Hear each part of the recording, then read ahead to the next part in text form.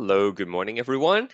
We will be starting lecture 4 today. I think we'll be able to go through a majority of the lecture, and that would leave us a little bit of time for review next class, perhaps. We'll see how it goes. Okay. So you have your lab coming up, as well as your tests. And I'll tell you more information about that when more people show up. But let's get right into today's lesson. It is the respiratory system. It's not too difficult when compared to some of the other stuff we've done. This is definitely much more straightforward, I would say. So here you can see a healthy lung with the heart in between. And over here, I am sure you can guess this would be a smoker's lung. Not only are there these black deposits on the lungs, but you can see the heart is actually enlarged. We call that hypertrophy because you are not able to distribute oxygen efficiently. And so the heart muscle becomes bigger to try to compensate for that. So we're going to look at the effects of smokings perhaps later on today, if not, definitely next class. Now, breathing is something that's natural for us. We don't have to think about it. It just, happens in the background. It's primarily controlled by your autonomic nervous system, but you do have voluntary control over it if you choose to. Okay, it's not like heart rate where it is 100% autonomic. Um, for breathing, you can hold your breath, for example, right? Or you can suck in more air, right? That's under voluntary control. So the first step involves getting the air from the environment into the lungs. So the act of inhaling and exhaling, that's called pulmonary ventilation. Pulmonary ventilation. Once the air gets into the lungs, though, we need the oxygen to cross the barriers and enters the blood. And that exchange between the lungs and the blood is called external respiration. And once the oxygen is in the blood, we have to distribute the blood using the systemic circuit. And when it gets to the tissue, the oxygen will cross another barrier, crossing from the blood into the tissue, and that would be internal respiration. And once it's inside the cell will use the oxygen to perform cellular respiration, which is something we learned in great details last semester, right?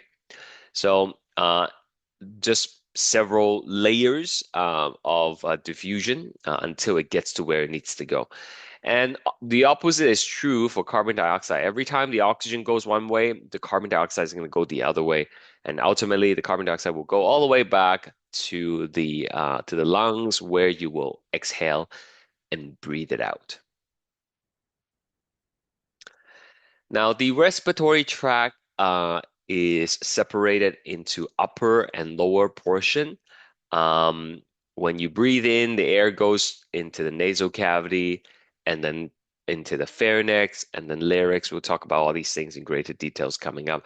But the separation, the boundary between upper and lower respiratory tract is basically the interface between larynx and the trachea. Okay, briefly, the larynx is where your vocal cords are, and trachea is basically your windpipe. Right? So everything above and including the larynx, that's part of your upper respiratory tract. When you get a cold or even a flu, typically it is upper respiratory tract infection. But if the infection gets more and more severe and it starts to go deeper into the lungs, then it could have lower respiratory tract infections, and those are more difficult to recover from. So we're talking about pneumonia, bronchitis, right? All those things are happening inside the lungs, and it just takes much longer for the body to to get better from those kind of infections. Now, we have this picture from the study guide, and I just want to label it together to, point out a few key things for you. Hopefully you have that with you. If not, I guess just, try to follow along. All right, so this is a mid-sagittal cut of the head, and then you're looking at it from the middle. So let's label a few key things here first, and then I'll add more details for you as they become relevant. Right. So in goes the air. This is where you breathe in the air, and it goes into A right here. That is the nasal cavity. Nasal cavity. Let me write that down for you.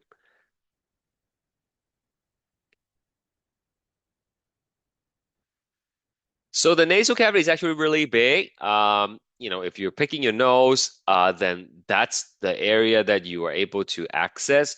But it's much deeper in there, right? We talked about getting like a COVID swab when you stick that Q-tip into your nose. It goes all the way in there. But it's a really spacious cavity in there. And the purpose, the function of the nasal cavity is to filter, moisten, and warm the air. And when you breathe through your nose, there's a lot of capillaries inside the nasal cavity, and there's moisture in there as well. So as the air passes through, they will pick up the moisture and they will pick up the heat, and it's like easier for your delicate tissue in the lungs, right? You're not like breathing in super cold air, and that's important because it hurts, right? If it's like minus 40 degrees outside and you take a deep breath quickly, right? And you don't give it enough time to warm up and to moisten, then when it goes down, there's like this sharp contrast to your body temperature, and it's unpleasant, right? So we moisten the air, we warm the air, and we filter it because there's dust particle and things like that in the air as well. So there are a lot of hairs in there to do the filtering for you. There are some foldings in the walls of your nasal cavity. It's called a nasal concha, and the folding just basically increases the surface area to allow, again, for this moistening and temperature exchange to occur. Now, when you are breathing air through your nose, and of course you can do it through your mouth as well, but when you go through the nose, it's going to travel to the back of the throat, and then it's basically going to go this way. Okay, so this is air, and it's going to pass through various things. Now, at the back here, basically this entire portion, what we call the throat, is essentially the pharynx, right?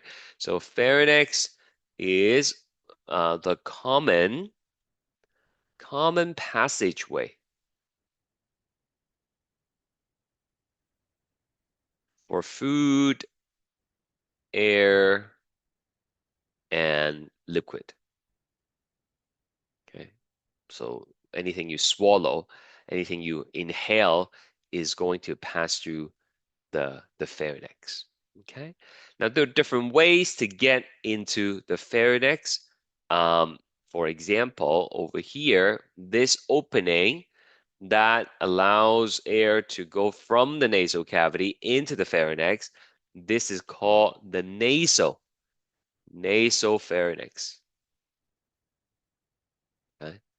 So it's the opening to pharynx from nasal cavity. Nasal cavity. Do you guys have a test in the afternoon or something? Just curious, because we're missing half the class. Is there like a big test in the afternoon? Yeah, Yes, chemistry. Chemistry. chemistry. Oh, okay. Two chapters. Two chapters? Oh boy. Three. Oh, three. Oh my. Oh my. I'll keep it short then. Okay. Maybe I'm not gonna go. Thank you the so whole way. much. Yeah, yeah, because we are ahead of schedule a little bit anyways. Okay, so this is the nasal cavity, right? Where the air is going to be able to come in. But of course, as you know, you can breathe in and from the mouth as well. So if you have food, liquid, or even air, right? That's coming from the oral cavity, then it's gonna go to the back there. Okay, and you also will enter the pharynx because once again it's the common passageway, and F is pointing at this opening right here. Okay, maybe I'll use a different color. Uh, this right here. That is called the oral pharynx. Right? It's the opening to pharynx from oral cavity. It's all connected at the back, right? Now, if it's air we're talking about, then the air is going to leave the pharynx through yet another opening. Okay, so we have another opening here. Just trying to decide what color to use. Okay, doesn't matter. Right here. This one is a little bit tricky. Let me spell it first. I cannot spell and say it at the same time. Okay, it's called the laryngopharynx. Okay. It leads into the glottis. Okay, leads into the glottis. Now, once again, right, I know I keep on telling you guys about this thing, but there are videos in the first lab folder where I have models and I'm trying to explain these things to you. So it's much easier to see these things in the models to know where the glottis is and everything because it's 3D, right? So please take some time to look at that after your chem test, I guess. And then it's gonna go into right here, okay, right here. B is the glottis. The glottis. Well, what is the glottis? The glottis is the opening to your larynx. Okay, so literally is a hole. The hole is called glottis, and if you go through the hole, you will be in the larynx. The larynx is your voice box, which is what C is pointing at. Okay, larynx. It'll make more sense later when I show you more pictures, more models. Okay, there is a glottis, there is your larynx, and last but not least, after the larynx is going to go into your windpipe, also known as your trachea. Okay, maybe I'll just quickly write down here. Larynx contains vocal cords and allows you to speak, right, to make sound. Now, there are a couple more things here that's worth mentioning in the what is it? The lymphatic system. At the very end, we talked about some lymphatic tissue. So over here we have the tonsils right here. Right? There's another pair of tonsils right here. We have the lingual tonsil and the palatine tonsil. Up here, I think we use a different name in the other lecture. Sometimes there's more than one name. This is the adenoid tonsil, right? So it's gonna be screening for the things that you inhale, and these palatine and lingual tonsil will screen the things you're ingesting, basically. All right. Now, your skull is made up of various bones. We'll learn bones in lecture 10, but some of these bones have empty spaces in them, right? And we call them sinuses. So this is a frontal sinus. There's another sphenoid sinus here. And the air that you inhale is sometimes going to, go into these sinuses and get warmed up before passing further down into your airway. Okay. One more thing here, and this is just an overview. We have slides coming up for all these lovely details. There is a little flap right here. It's a cartilage. That is called the epiglottis. The epiglottis basically seals your airway when you are swallowing. So the food is not gonna, drop down the wrong pipe, as they say. So there you go. The major things that you should be aware of in your head. Oh, I forgot one over here. Sorry, I just noticed. Uh, the tube that's behind the trachea, where the food goes down, that's called the esophagus. Esophagus. Okay, this one leads to the stomach. Yeah, that's where food is supposed to go down. Air can go down too. Sometimes you swallow too fast, too much, then all the air goes in to your stomach, and then you just kind of burp it out after, right? So that's that. All right, let's take a closer look at the nasal cavity. As I mentioned, the nasal cavity will help warm up, add some moisture, and filter the air that we breathe.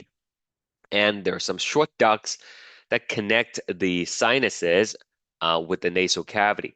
Right? So in our picture, we saw the frontal sinus. There's something called the sphenoid sinus. Don't worry about memorizing the name of these sinuses.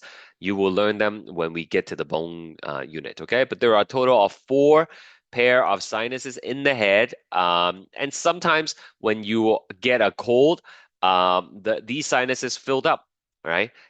With mucus, and that's when you have to blow your nose and everything, and it makes your voice sound different, right? Because now, um, people sometimes sing in the shower because it sounds nice, right? The voice is bouncing off the tiles. That's what happens when the sinuses are unblocked. But when they are filled up with mucus, then it's kind of like singing in the closet. Okay, the sounds don't bounces off the wall. They get absorbed by the clothing and everything, and that's why when we have a cold, our voice is different. Okay, it sounds deeper and very very strong nasal component in your voice because of all the stuffing. Okay, but the key function is just to warm, moisten, and filter the air. Okay, which of the following structure is or are part of the lower respiratory tract? Let's do a quick poll and see what you guys think.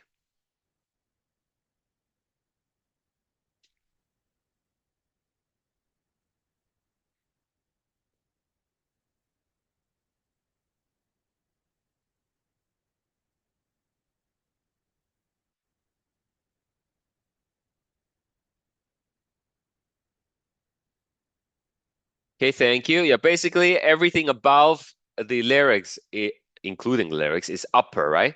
So that's upper, and everything else is going to be lower. So that's lower respiratory tract, lower respiratory tract.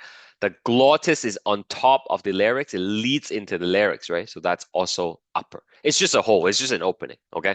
It's like the nostril, right? That's like an opening, right? It's not a physical structure that you can point to, right? Okay, moving on. Oh, that's a good one. Let's see.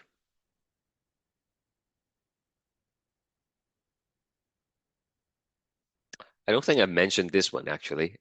Sorry. Let me just end the poll. I gotta go back to this picture to show you. So this is the nasal cavity up here, and this is the oral cavity, right? Push your tongue up in your mouth, then you feel something hard, right? So that hard structure, I guess, that you're feeling is called the hard palate. Okay, the hard palate is made up of two bones, actually. You don't have to memorize the bone at this point. We will learn more about the bones later, but right here, that's the hard palate. Okay, it's made up of the palatine bone and the maxilla bone. Again, if you just push your tongue up right now, you will feel it, and it separates the nasal cavity from the oral cavity. If you curl your tongue back a little bit, then it it's no longer going to be hard after a certain point. And that when it becomes the soft palate, right here, the soft palate. The soft palate eventually ends in that thing that dangles at the back of your throat.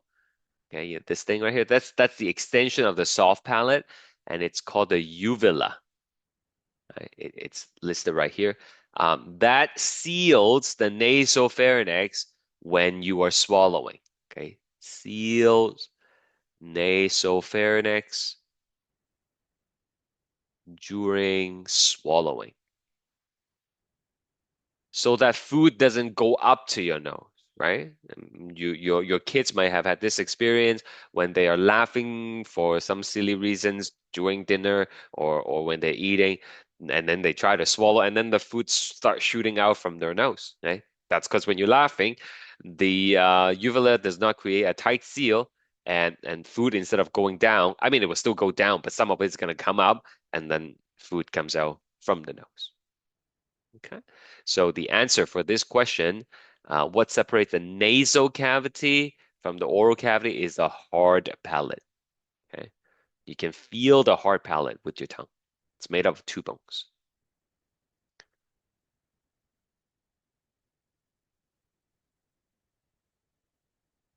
Okay. When we were labeling the diagram, I already told you the pharynx is the common passageway for food, water, air. I mean, it doesn't have to be water, it could be anything that you drink, okay? Milk, beer, juice, whatever, right? Oh, sorry, there's a question. This one here. Okay, let me just write it down for you guys, maybe. Okay, so glottis is opening to larynx. Okay, uvula blocks nasopharynx when you are swallowing.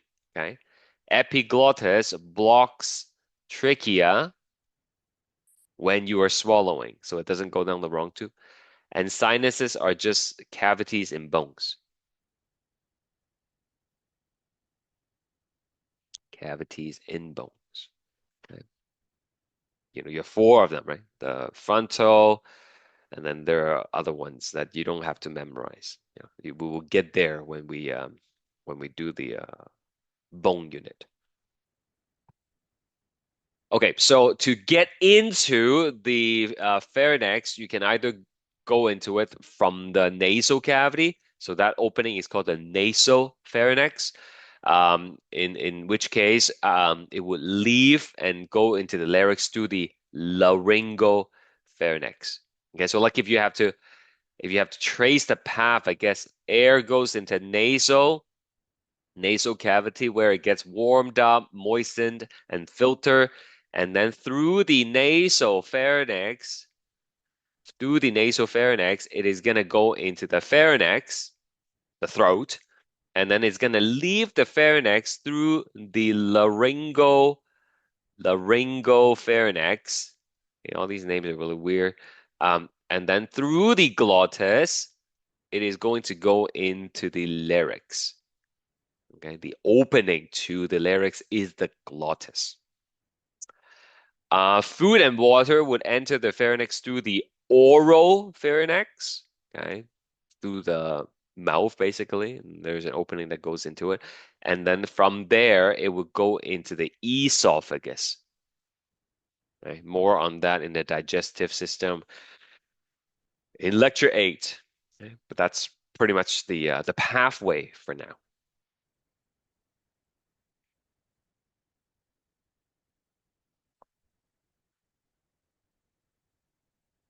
All right.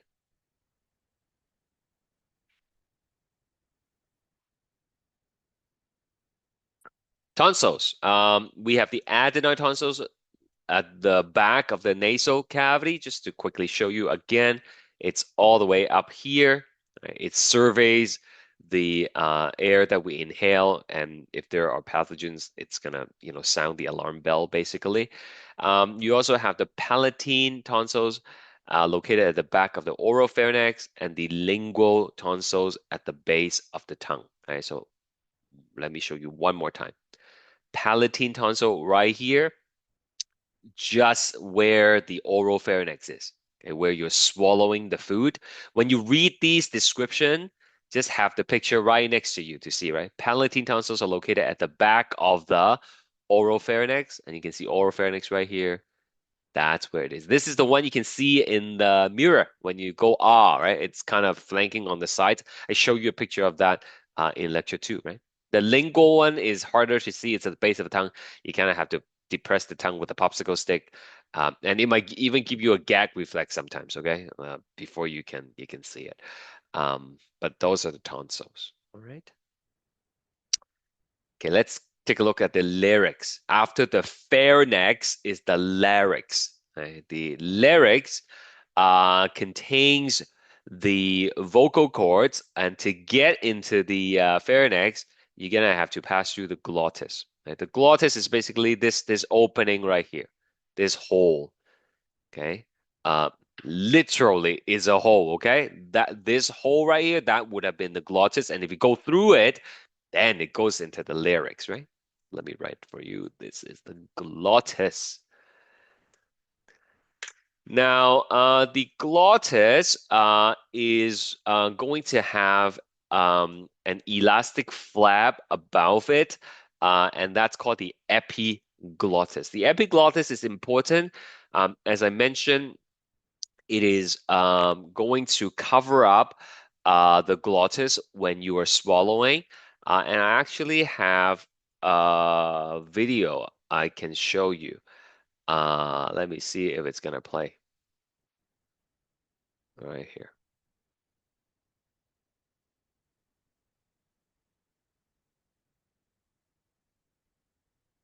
So, so this guy is like chewing, and they're taking an X-ray of it, and this is the epiglottis right here. This little flap, okay, and then just watch. See, it covers up. Look, it covers, seals the trachea so that the food is going to go down the esophagus only, right? Let's see that one more time. It's going to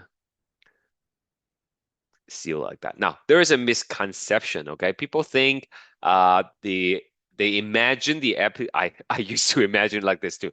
They imagine the epiglottis is like a toilet seat that goes up and down and up and down when you're swallowing. In fact, if you pay attention in the video, the epiglottis didn't move, okay? What moved is your larynx. Your larynx actually pushes up against the epiglottis, and get sealed that way when you're swallowing. So I want you to put your hand on your throat like this.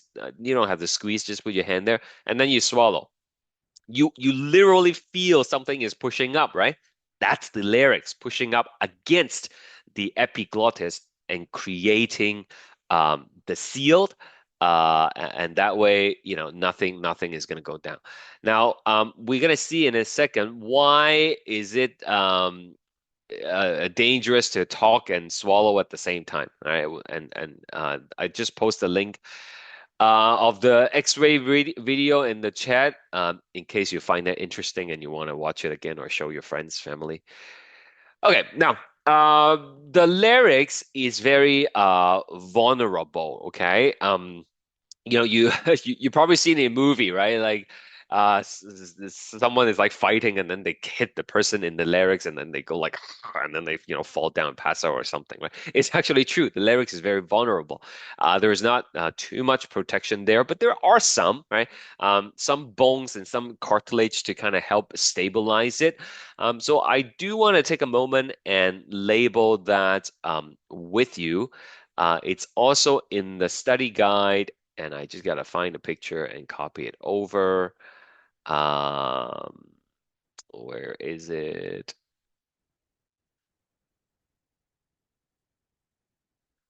Oh, there it is. I just gotta erase everything though. So this is the throat area, the larynx, and like I said, there are various bone structures and cartilage that would offer a little bit of protection, although it's not like completely 100% solid protection, I would say. All right, so let's see. This is an anterior view, by the way. Let's should we should mention that. Anterior means you're looking at it from the front, right? Anterior view. S means superior, inferior, and then right and left are switched because you're looking at it from the front. So you can see a little bit of this flap right here. Does anybody want to tell me the name of the flap? Mentioned a couple times already. What is that called?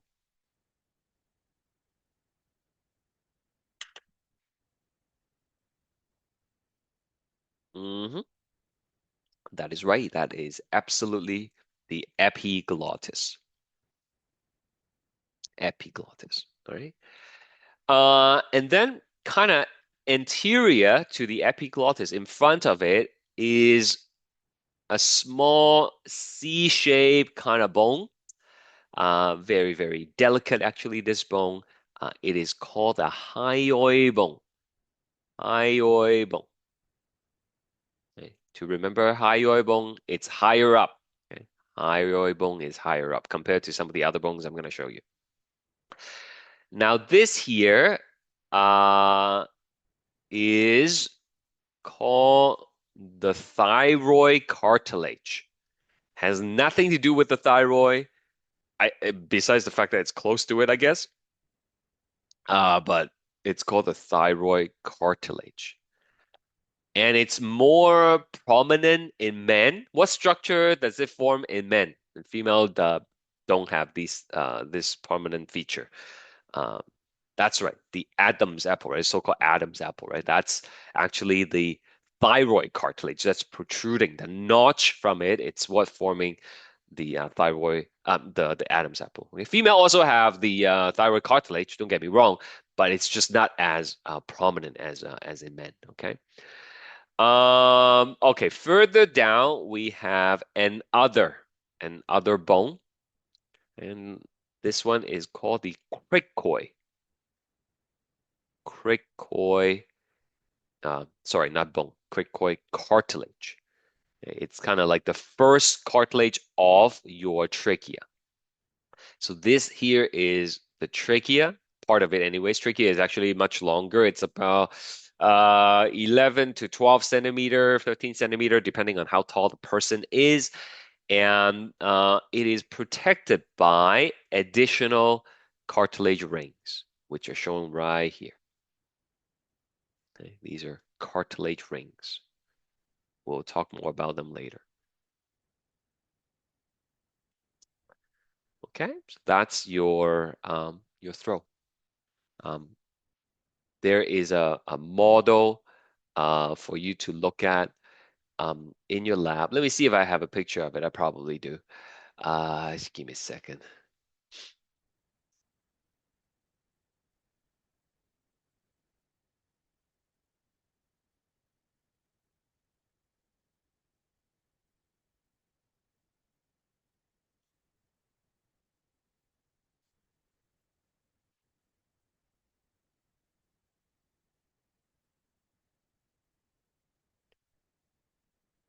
So here it is, right?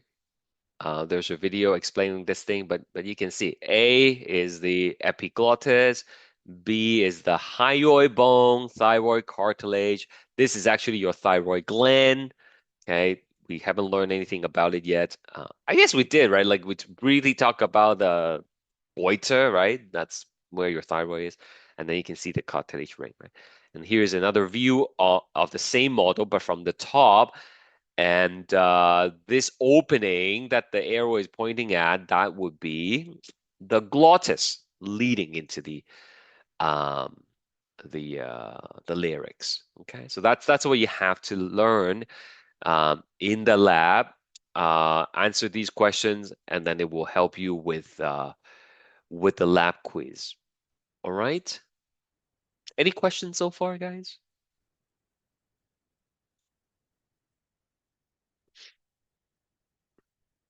Great. So that's the epiglottis I was telling you about. Oh, I had the video link here. I forgot about it. But during swallowing, the larynx moves up against the epiglottis. It is an elastic flap of cartilage, and we don't want food to be going down the trachea because then you would choke, right? Inside your larynx, you are going to have your vocal cords, and the vocal cords is made up of skeletal muscle, which means it's muscle that you can control. And in order for you to produce sound, you need to have air movement. Oh, there's a question. What is the lab question all about? Yeah, lab question covers everything from one to four. And the lab quiz will also cover everything from one to four. But the test number one, only covers two to four. Okay? Is that okay? Is that clear?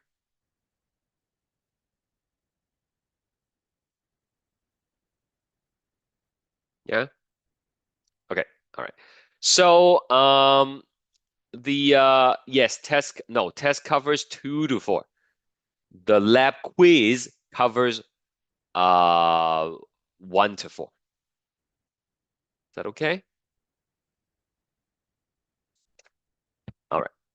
So, you can change the thickness of the vocal cord to create different sound, like a guitar string or violin string. The tighter it is, the higher the pitch is going to be. If you want to do like a really deep voice, right, then it's going to be thicker, and it will lower the pitch. But the key thing is you cannot make any sound if there's no air movement, right? So I want you to try this with me, okay? I cannot see you, so there's no need to be embarrassed. You can do it.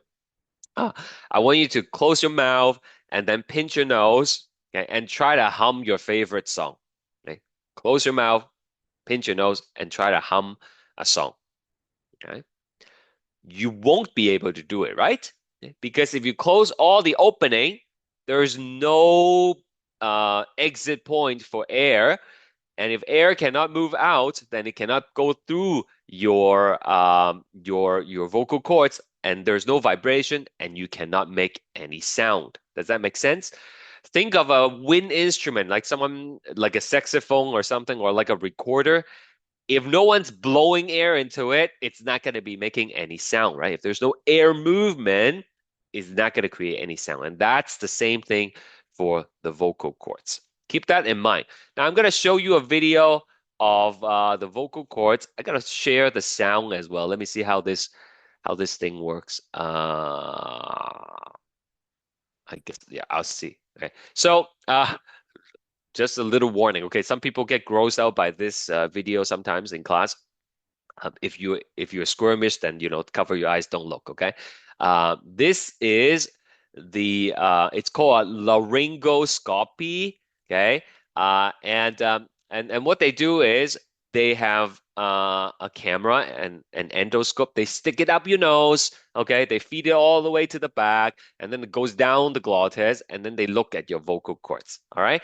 And I want you to see this. Okay. This here is the vocal cords. It's really slimy in there, of course. And let me know if you can hear the sound. It's not playing yet. Oh, there we go. Can you hear the sound?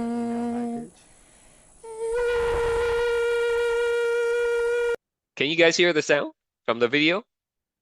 Yes? Okay. So like listen to her pitch, right? It was like a high pitch sound. And you can see the vocal cords are actually stretched thin. Okay, she's gonna do like a lower pitch sound. And I want you to see how it changes. Right? You see it's much thicker now, right? Compared to before. Okay, so that's inside your throat. Now I want to just mute her now. Okay, look here. You see these little ridges? That's the inside of your airway, of the trachea, right?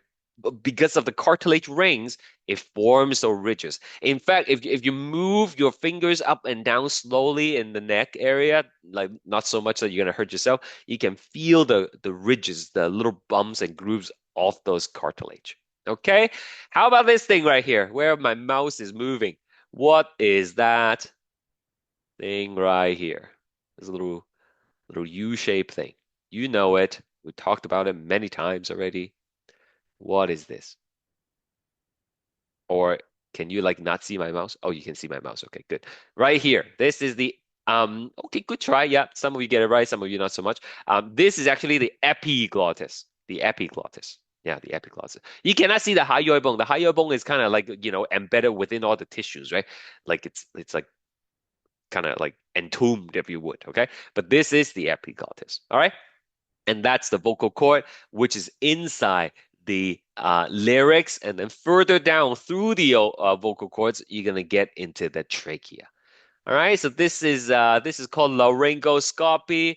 Uh, what about the structure up? What? Oh, like these things right here? Which up here?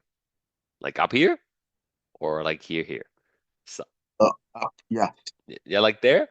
Oh, Yes. that's just the back of your larynx. Okay, it's like a chamber, right? So there's like walls if you can visualize it that way. All right, so there you go. So I actually had just a quick story. Okay, I had this laryngoscopy done on me when I was around 7 years old. Okay, I remembered because apparently when I was younger, I threw a lot of tantrum. I gave my parents hell. Okay, and because I scream a lot my voice became very raspy. Okay. And then my parents got really concerned, so they took me to this throat doctor. And he did one of these laryngoscopy for me. And I don't know what he was thinking. Maybe back then they didn't really care about the feelings of kids. It was really traumatizing for me because he had a big TV screen in front of me, and as he shoved the thing up my nose, I could see the inside of me like on the screen, right? Like you can imagine as a 7 year old, that is like horrifying, right? Anyway, so he kept on shoving the camera in, and then when he get to the vocal cord, I remember seeing my own vocal cords, and there was like a big knob on one of the vocal cords, and he said that is because you scream too much and you scar your vocal cords, and that's why your voice sounds raspy, right? So my mom was with me at the time, and she asked Doc, well, is there anything we can do about it? And I swear he has the best solution for my parents. Anyways, it's like yes, the solution is for him to not talk for a couple of weeks and it should start healing, okay? And then, come back to me after a month, right? So, when we left the office, my mom was like, well, do you want to get that thing shoved up your nose again? And I was like, no, no, no, no, no. And it's like, then stop talking, right? And eventually it did heal. As you can tell, my voice sounds relatively normal, I guess, without any issue. But yeah, it must be hard not to scream. No, I think I cry quite a bit, right? With a bit of kicking and stuff like that. But people ask, wow, how come they have to shove it up the nose, right? Why not just like shove it through the mouth? Isn't it like, easier to gain access from the mouth? What do you guys think, huh? Why go through the trouble of going through the nasal cavity? I look at this picture, right? You literally have to shove the camera right here all the way with the snake camera before you can see the vocal cords. Why?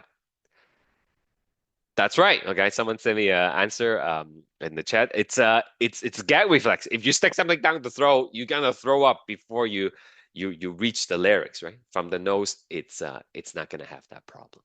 All right. Okay, so I was telling you when you completely sealed off the nose and the mouth and there's no air movement, then you cannot produce any sound, right? So here's another thing. If you are having dinner with someone and then the person next to you started like, coughing like, like that, right? And so what do you do to them, right? Well, whatever you do, don't do what my grandmother does, okay? When she see people coughing like that at dinner, she pat them on the back, okay? And later on, I had to tell her that's actually not good. If the person is choking and you pat them on the back really hard, that actually might cause the food to go down even further into your airway, right?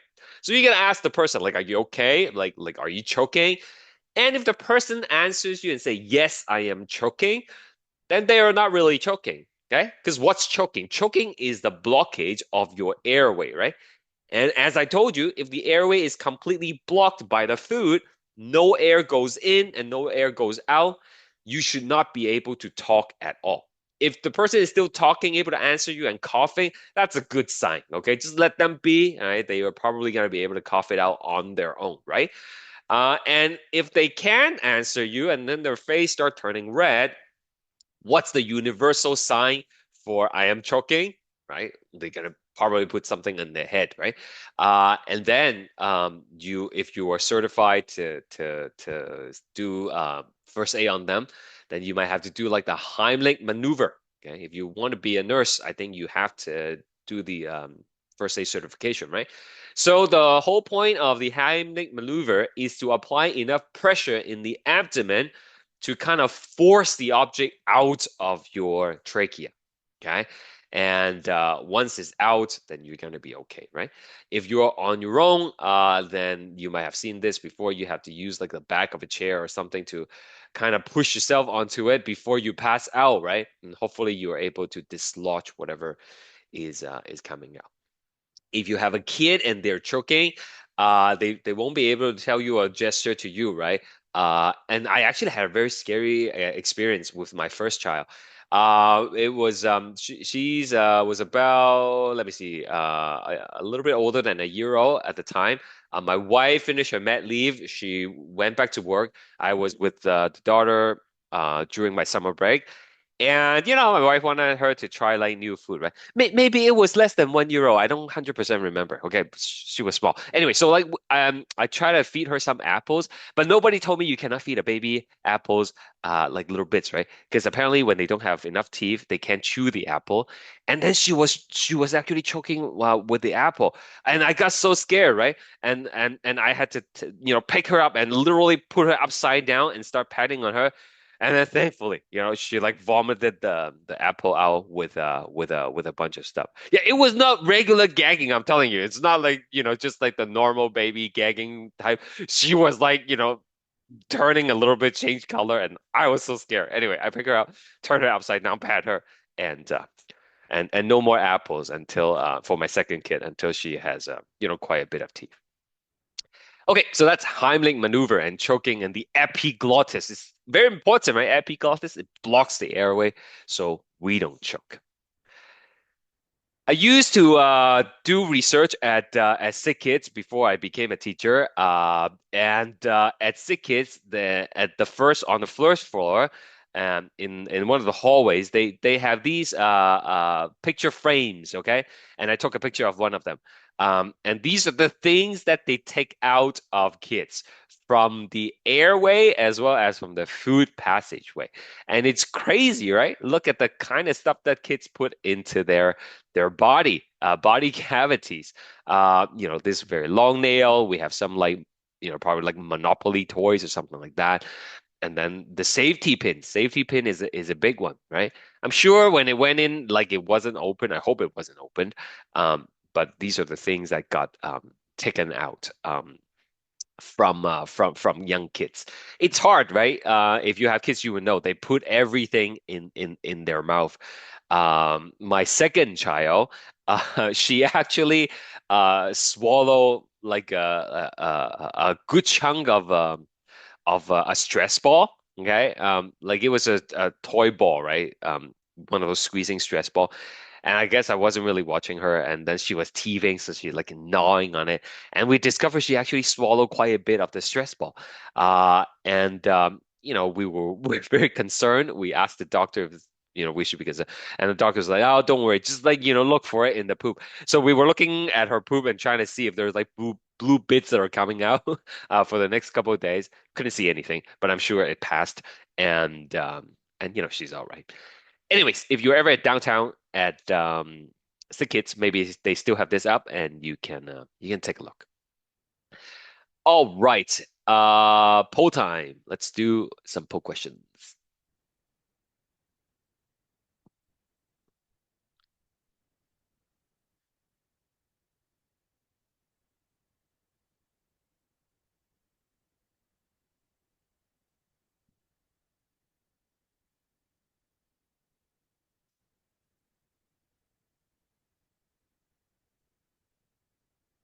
After all those stories, all those explanations, I really hope you know where the vocal cords are, right?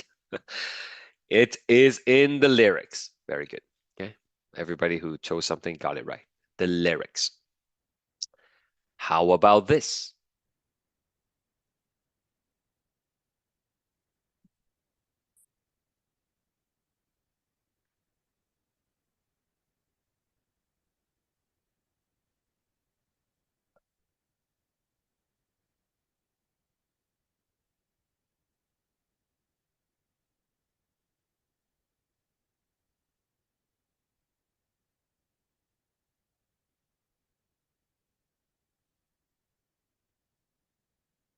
Okay, maybe it will help if I put this picture back up. Okay, take a look at that. And which one is this?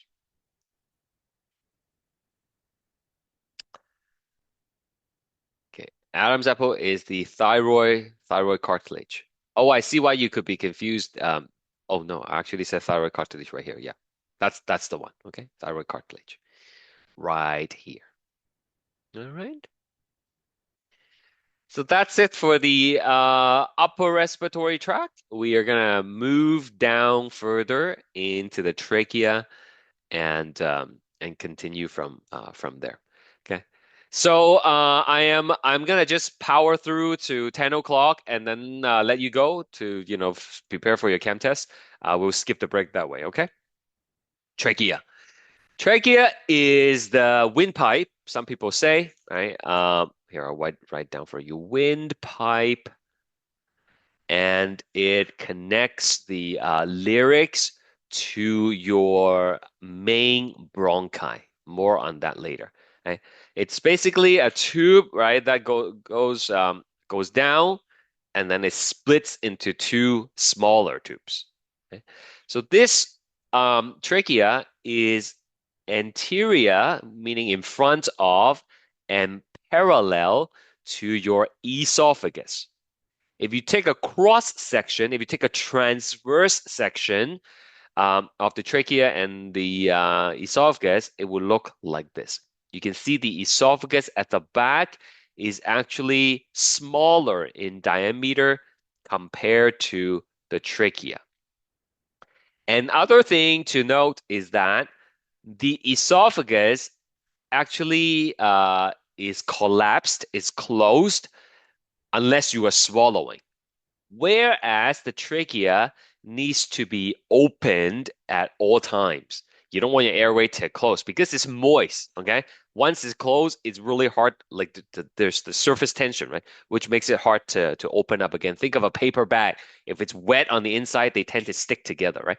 So you don't want the airway to stick together. You want it to be open so you can get air in easily. Right? So to prop it open, to maintain the airway, it is supported by C-shaped cartilage ring, okay?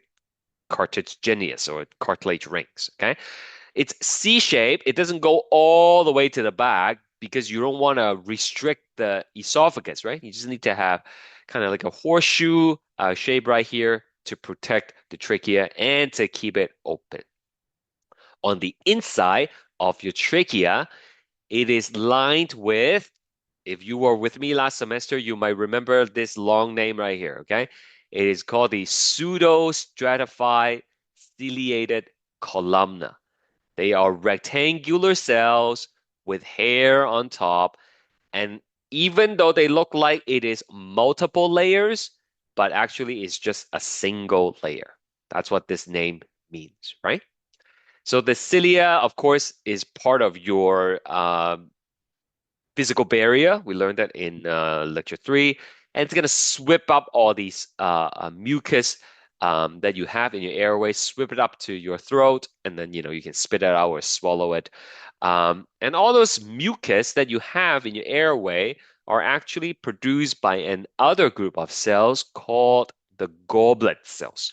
Goblet cells. So together, these things work together to kind of clear the airway to prevent pathogens from attaching and colonizing, and they form an effective physical barrier for entry. This is an actual picture of the inside of your trachea. You have all these cilia here. It looks like plushy carpet, at least to me they do. And every now and then you would have these cells, which are the mucus secreting goblet cells. If you look at the cellular structure in the under the microscope, here's a real picture. Once again, you can see the cilia right here, and it will be sweeping the mucus towards the throat. And here's the goblet cells I was telling you about. And these darker purples, those are the nuclei of your pseudostratified cells, right? It's basically like a rectangular cell with hair on top. Okay, and you remember the basement membrane that we learned last year, which is basically a membrane that allows all the cells to attach to the rest of the body. Okay, and this is just like a cartoon for that. Uh, this has been magnified 2,865 times. Really, really zoomed in. Okay. Uh, this is something again you might have seen in movies, right? Like if the person is not breathing, sometimes they have to make like an insertion over here. It is called a tracheostomy. Um, so a couple reasons for that, okay? Maybe there is some like obstruction up here because of like facial trauma, for example, and there's so much blood pooling, it blocks the airway and then it blocks the pharynx, and the person is unable to breathe through the mouth or the nose, right? So to keep the person ventilating, they basically create an opening here. They go through your thyroid cartilage and insert a tube right there. And basically, you will be breathing through the hole here. Sometimes after this procedure, the hole does not close properly. And when you try to talk, because the larynx is up here with the vocal cord up here, when you try to talk, the air comes out, but then it escapes through the hole, and therefore you're not going to be able to speak unless you cover the hole. Okay, like you can train yourself to talk eventually, but like at the beginning, like you might have to cover the hole to speak properly, right? Have you guys seen something like that before? Like it's a real thing, right? Why is water needed for trash? Uh, sorry, not why is water needed for the trachea? For the trachea? Oh, because like you don't want it to be like a completely dry environment, right? Remember, when we breathe through our nose, it adds moisture to it, right? So it doesn't irritate our throat. So if you're breathing like this, it bypass the nasal cavity, then there has to be some way to kind of moisten the airway, right? Because otherwise, all these air coming in directly, it's just gonna dry it up, and it's gonna, make you cough, and it's gonna hurt and irritation. Okay, so that's tracheostomy. All right, we're gonna go deeper into the airway now. After the trachea goes down for about like I said, about 12 centimeters, 13 centimeters, depending on how tall the person is, it's gonna split into left and right bronchi. Now, actually, I think maybe it's better if I switch to the labeling for a second here, just to show you the structure before we go through the slides. That way, you will have a general understanding of it. I'm gonna do. Hmm, you know what? Let's do this picture first. It probably makes more sense. It's in the study guide, page 9. Okay, there it is. This is the lungs. Okay, help me out with some of these things. What is this again? If you know it, say it or type it in the chat, private message me, whatever you want. Just give me the answer one way or another. What is this?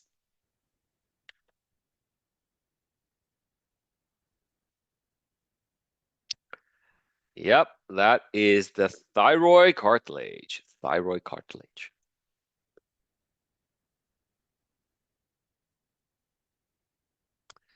Okay, thyroid cartilage forms the Adam apples in men, right?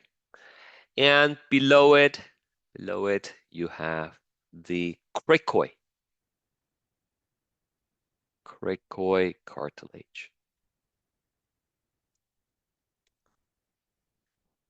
Right? And then there are a bunch of cartilage here protecting, of course, the trachea.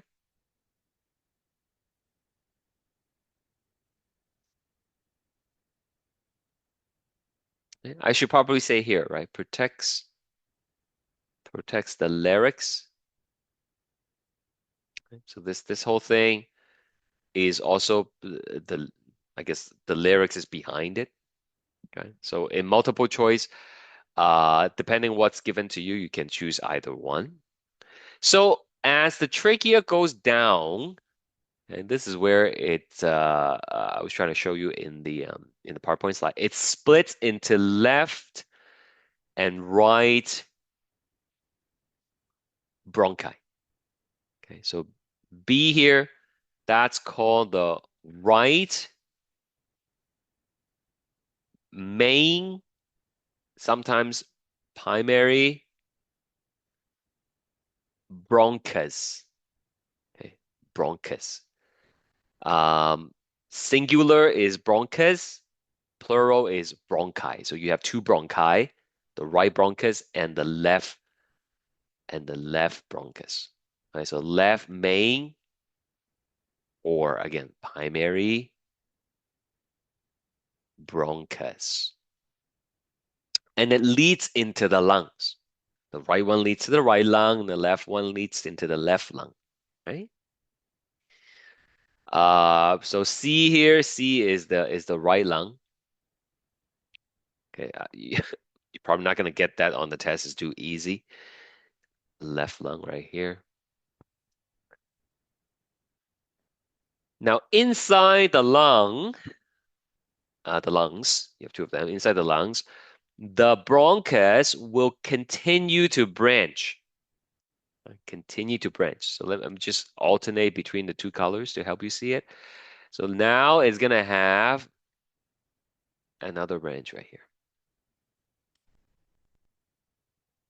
That would be the secondary bronchus. Secondary bronchus. But it doesn't stop there. The secondary bronchus will split further. Will split further. And you've guessed it, after secondary, it is going to be called tertiary. Oh, sorry, I gotta restart the program. Sometimes, not sometimes, quite frequently, uh, it freezes. You don't notice it, but I do.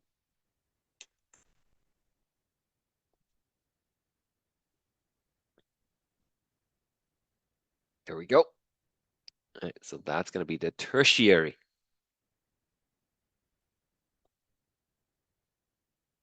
bronchus. So every time it splits, every time it branches, it gets smaller and smaller and smaller. Okay. Eventually, it will get to these really, really tiny ones. Okay. So those are called bronchioles. Bronchioles. Right. They are typically less than 1 millimeter in diameter. Tell you more about it in the PowerPoint slides. So I want to zoom in a little bit for you. Okay, so these might be the tertiary bronchus, and then it will split even further into really, really small ones. Okay, that would be the bronchioles. And at the end of the bronchioles would be clusters of these sacs. Okay, these air sacs, they are called alveoli. Air sacs, and they are the site of gas exchange. Okay, that's where you're gonna have the external respiration. Okay, remember, you start with pulmonary ventilation, external respiration, and then internal respiration, right? External is going from the lungs to the blood, and that occurs over here. Okay, this is external respiration. Okay, so alveoli is plural, Alveolus is singular. Right. Anything that's US is the plural is I, like nucleus and nuclei. Bronchus, bronchi, alveolus, alveoli. Is that okay? Now, if you look at this picture upside down, you can see, this is the trachea. Don't draw this. And then it just kind of branches out, right? And it looks like a tree, right? So the whole thing is called bronchial tree sometimes. Bronchial tree.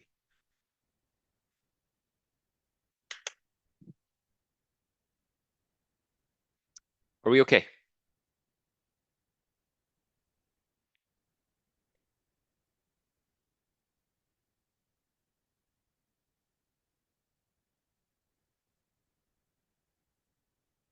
All right.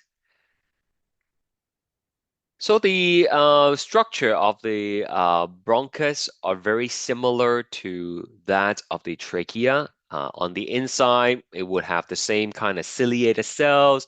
The goblet cells would be there, and it is also protected by cartilage rings. But the rings are no longer C-shaped; they are full rings because there isn't an esophagus behind it or anything like that, right? So it's okay to wrap all the way around.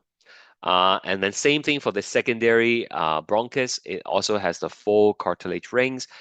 But when we get to the tertiary bronchi, by this point, it's quite small. And if you put a ring on it, the ring might be like bigger than the airway itself, and it's gonna cause more restrictions than support, right?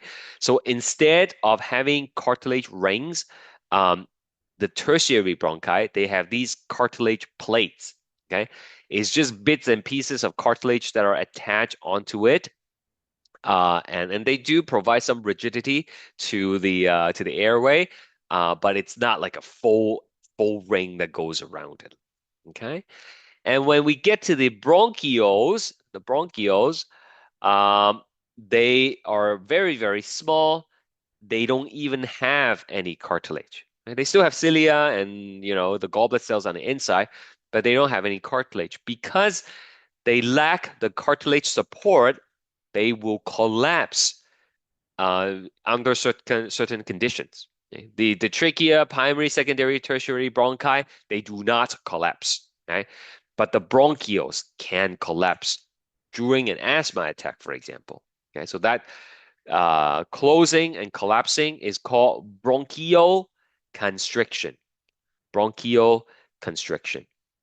And it creates these wheezing sound that you might hear from someone who's suffering from an asthma attack.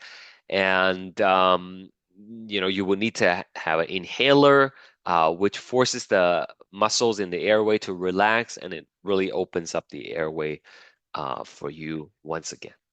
At the end of the bronchiole is a cluster of air pockets, and we call those alveoli. I told you already. So let's take a quick note on the alveoli, and I think maybe that would be the last thing we do for today. We'll see. We'll see how long it takes. Okay, so this is alveoli. Alveolus, I guess we're just going to be doing one. So here it is. That's the air sac. You're gonna have like a bunch of these things, okay? A cluster of it is just easier for me to draw one. So air is gonna be coming in, right? All the way from nasal cavity, pharynx, larynx, trachea, so on and so forth until it gets to the alveolus, and it's gonna inflate it, right? Like a balloon. Now, there are two conditions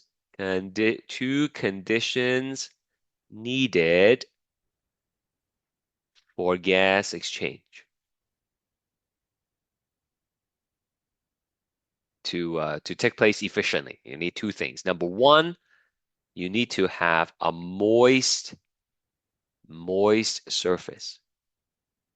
Okay, all those oxygen that are coming in, don't draw this. All these oxygen coming in, they are not going to be able to go into your blood unless it's like moist on the inside here. So we need moisture, okay? A moist surface.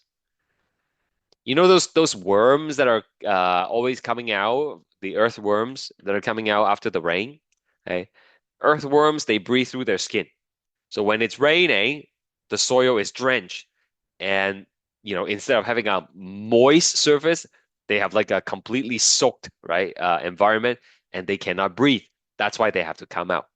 Okay? And then, they can continue to breathe. But what happens is after the rain stops and the sun comes out and the road dries up, if they don't make it back to the soil quick enough, their skin dries up as well. And when their skin dries up, they no longer have a moist surface and they can't breathe. Then they die. Okay, so we need a moist surface. We don't have to worry about a moist surface as mammals, as humans, because our respiratory surface is on the inside, right? So it's always going to be moist on the inside. If you think about a fish, the gills, right? Okay. If you buy fresh fish from the supermarket, they usually put it on ice and then they keep the gills wet. They probably just like spray water on them or something like that, right? The fish can actually continue to live for some time on the ice. The ice cools the body temperature, so the oxygen demand is less, and the moist gills will allow the fish to continue to breathe for some time. Okay, so moist surface. Number two, you need to have large surface area. Okay, so the alveoli are spheres. Circle is the optimal shape for largest surface area and smallest volume. You don't want too much volume, okay? Because you need to pack all those things into your lungs. Okay? So you want a shape that gives you the most surfaces, but the smallest space. Okay? And that would be a sphere. Okay. All right. So what happens if you have a moist surface? Well, the moist surface is gonna allow the oxygen to dissolve in it and then it's gonna go into the blood, but that creates a bit of a problem for us. Like I told you earlier, if you think about a plastic bag and it's wet on the inside, then they tend to stick together, right? Right? Why do they stick together?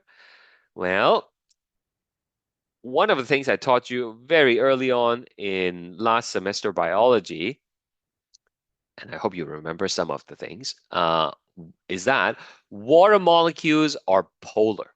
Right? So since water molecules are polar, they are like tiny magnets that are attracted to each other. This attraction, sorry, I probably should use a different color here. This attraction between the water molecules is called surface tension. Surface tension. And the surface tension basically is going to interfere with inhalation. It's going to make breathing in more difficult because the water is always attracting each other, and when you try to get air in, you have to break all those attraction to inflate the lungs. Think about blowing up a balloon, right? Like you really need to force the air in because of the elasticity of the balloon, right? So your lungs are similar. The alveoli are elastic because of the surface tension. But the elasticity will actually help with help with exhalation because is like a balloon. All the air that comes in, right, when you try to get them out, the surface tension will help squeeze the alveoli, and then it will help the air leave your lungs, just like the balloon. As soon as you let go of the neck, all the air will come out automatically. So surface tension is gonna, make it more difficult to inhale, but it's gonna help with the exhalation. So how do we balance this, right? How do we balance this? Um, Sorry, maybe I should write a little bit more. Help with exhalation by increasing elasticity.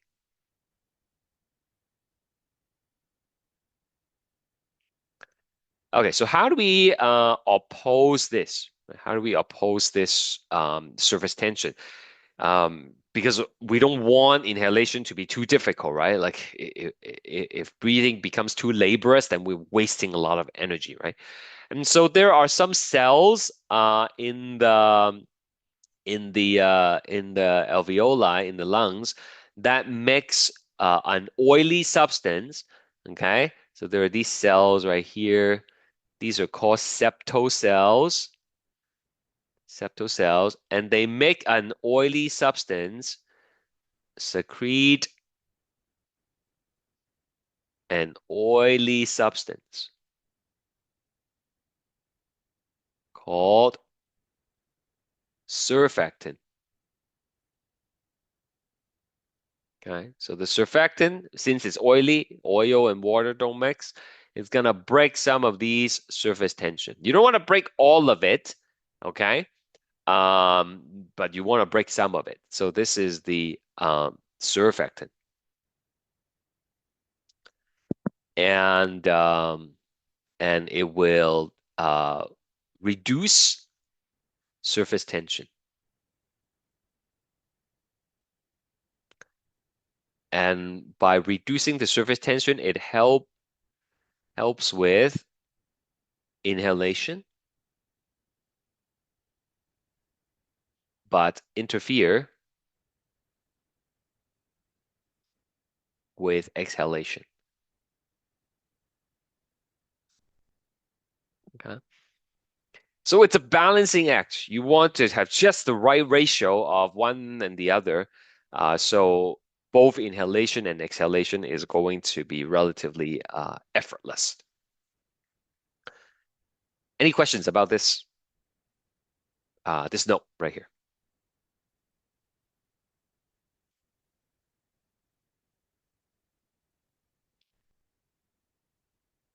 So it turns out the surfactant that I was telling you about, the oily thing that's being produced by the septal cells, are not going to be there uh, um, if a baby is born prematurely.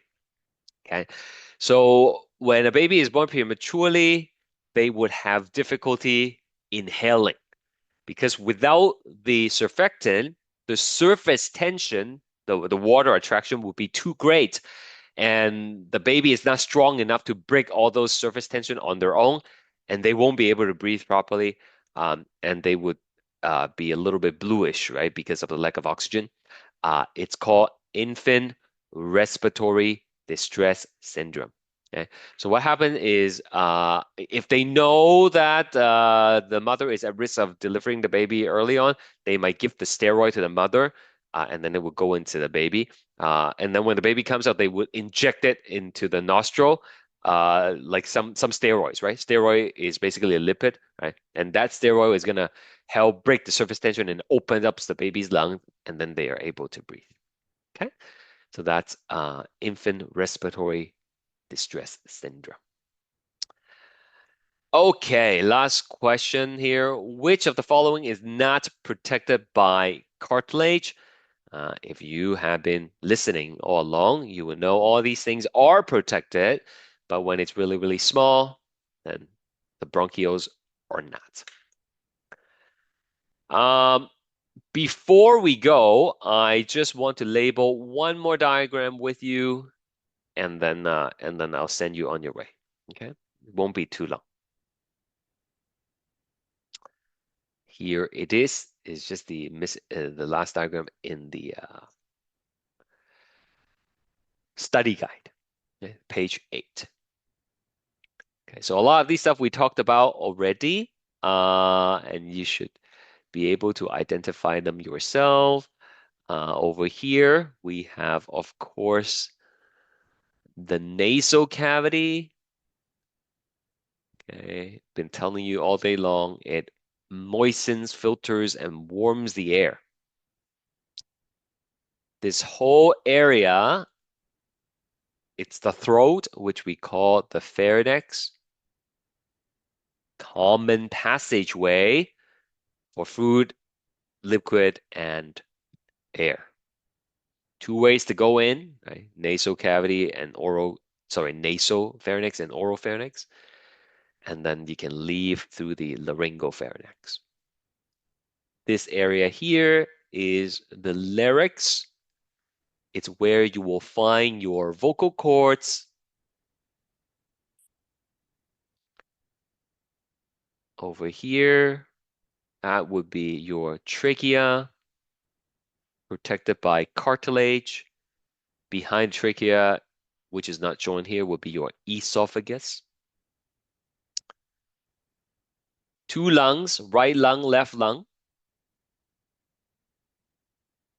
The lung, which we'll learn more next time, is very spongy. And the right lung actually has three lobes, okay, three lobes. This is the whole lung, okay, right here.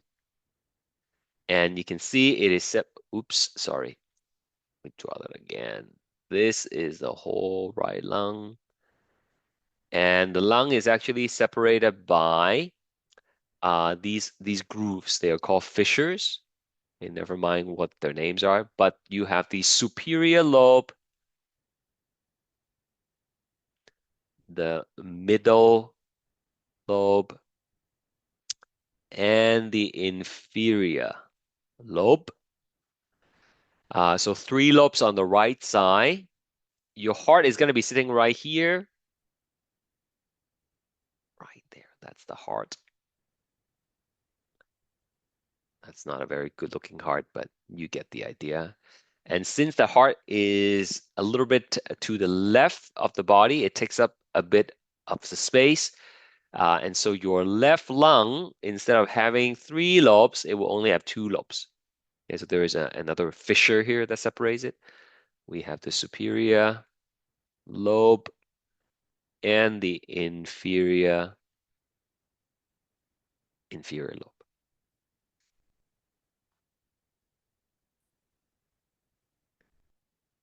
Can someone tell me what this thing is? Right, it's like a little bit see-through. It goes behind as well. Very big. Yes, that is the diaphragm. Very good. Diaphragm. Okay. The liver, if you want to know, is right here. The liver is right underneath the diaphragm. Okay.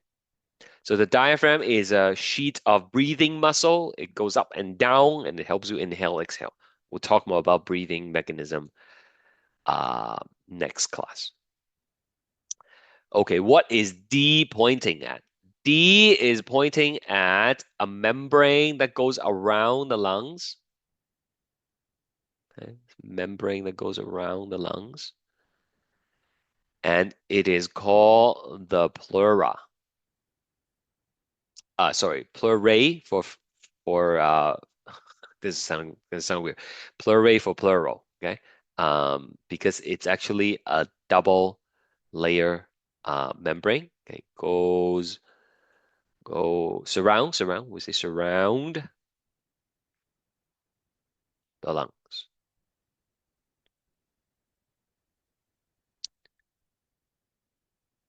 Okay, so I wanna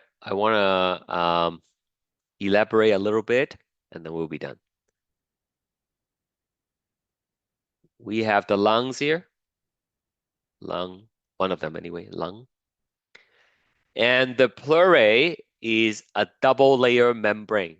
Now that should sound familiar because we learned something like that in the heart, right? You're gonna have a layer that goes around the lungs. That's touching the lungs. This is a long shot, but does anybody remember the adjective we use for the layer of the membrane that's touching the organ? Starts with a V.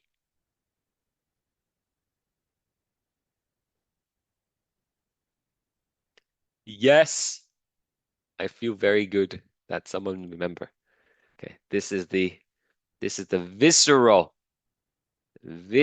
pleura. Singular is A, okay? Pleura. And then on the outside, you're gonna have another layer. This is not to scale, okay? This is not to scale. Totally just like, drawing it out for you so that you can see. You have That's right, parietal. Parietal pleura. And just like the heart, between the two membranes, you want to have some lubricant, some fluid. So, as they rub past each other, it's not gonna hurt. Okay, so this is gonna be filled up with some fluid. Da, da, da, da. And that is called the pleural fluid. Okay, so together, the three layers, the parietal pleura, pleural fluid, and the visceral pleura, it makes up the pleurae. Okay, and it surrounds the lung. And I think we're gonna leave it at that. Okay, right at 10 o'clock. Perfect. Gonna do the rest of the lecture next time. Um, uh, for the rest of the week, right? What you should be working on is preparing for the test, obviously. So there is a test one review that you can do. We are not going to have time to take that up in class, okay? I think I have an old video where I take it up with the class. I'll post that later on. But you need to start working on the test one review, okay? And of course, there is going to be the lab one as well. Watch the videos, tell you like 100 times already. I'm not going to give you the answer. You have to do it yourself. And when you're ready, you can do the lab quiz. I think you already have the access to the lab quiz, okay? But don't do it yet. You got to do the lab before you do the lab quiz. And it's going to be due on February 5th, which is next Wednesday, right? Is it right? February 5th? Yeah, next Wednesday. Okay, because your test is going to be on the 7th, right? On the Friday. Okay, so start preparing for it. And good luck with your chem test. I'll see you all next Monday, right? Okay. Bye for now. Take care. Right, sure.